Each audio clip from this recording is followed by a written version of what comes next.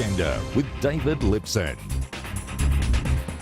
G'day, welcome to the program. Well, updated budget figures from the Parliamentary Budget Office show that the Senate blockage will carve more than $100 billion out of government revenue over the next decade. Joining me now to discuss, the Finance Minister, Matthias Cormann. Thanks for your time.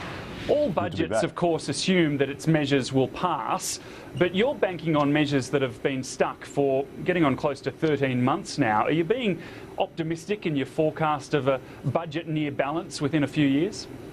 Well, we're still dealing with budget measures from Labor's last budget in 2013. I mean, Labor right now is blocking $6.5 billion worth of budget measures to improve the budget bottom line that they themselves initiated and banked in their last budget. So, I mean, our budget is our plan to strengthen growth, create more jobs and get the budget back into surplus as soon as possible.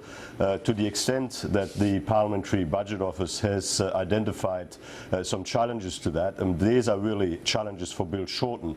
To the extent that there is talk of a budget black hole, this is Bill Shorten's budget black hole, because what the Parliamentary Budget Office report shows is the importance of passing our budget in full as part of efforts to strengthen growth, create more jobs and get the budget back to surplus as soon as possible.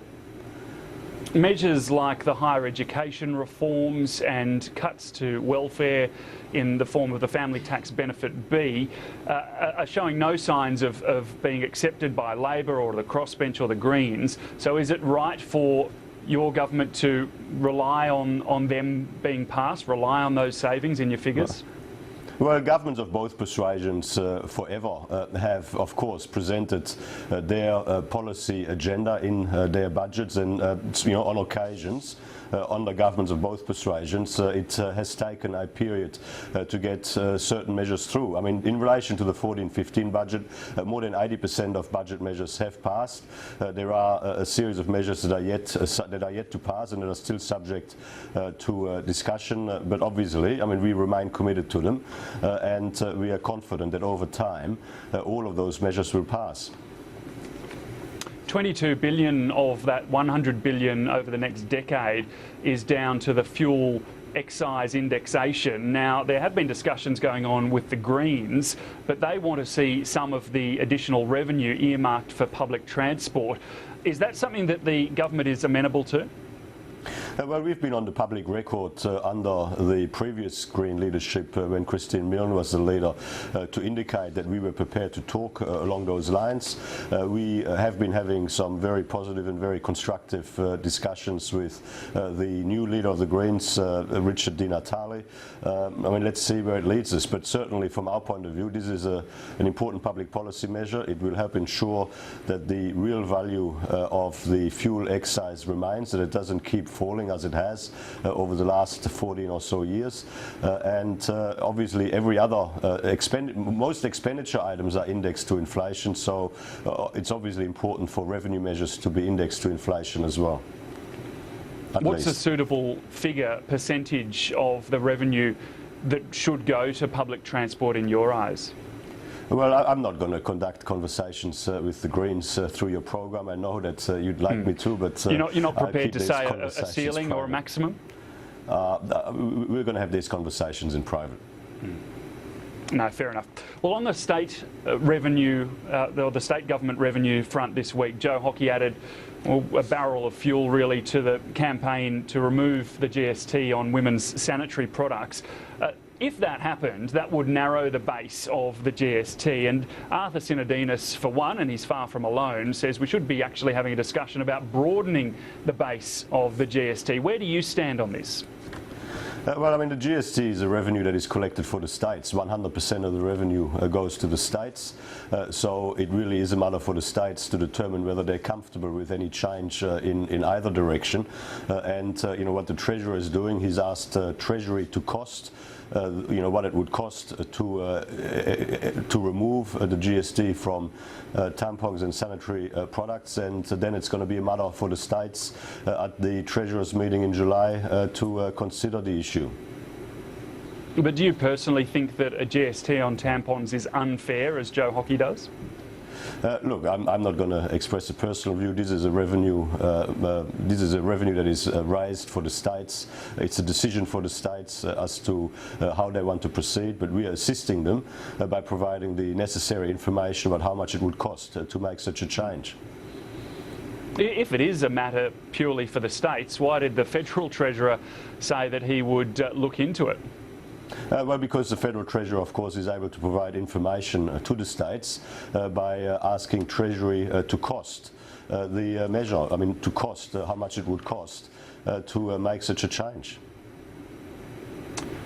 Fair enough. Okay, moving on. I want to look at the citizenship changes that were announced this week and those that were not announced this week. We've seen today that a whole range of backbenchers, 37 in total, about 2/3 of the backbench, have written to the Prime Minister supporting his tougher stance on citizenship. That stance, of course, that would see Australian citizens potentially stripped of that citizenship if they are suspected of terrorism, even if that citizenship is their sole citizenship. Now, that was not accepted by Cabinet.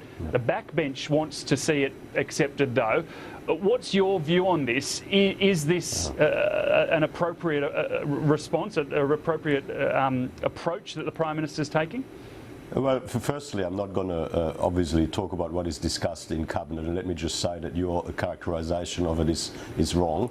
But in relation to the changes that were announced this week, what we've said is that wherever a dual citizen is engaged in acts of terror against Australia, obviously in those circumstances there should be a capacity for the Minister for Immigration to revoke a citizenship. Now, we've also issued a discussion paper, which obviously was also endorsed through our party processes, a discussion paper which flags the government is considering giving the Immigration Minister that power in relation to Australians who are able to access another citizenship. Now, these are powers that are already in existence in the United Kingdom. Were introduced in the United Kingdom by the Blair government. I mean, these are important tools for a government in the modern world to be able to protect itself and to keep the nation secure. And so, from that point of view, the changes that were announced this week were very important changes as part of our plan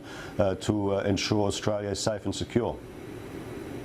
So do you believe then that they should not have been pushed off to a discussion paper, that the government should be legislating those harsher elements of those changes?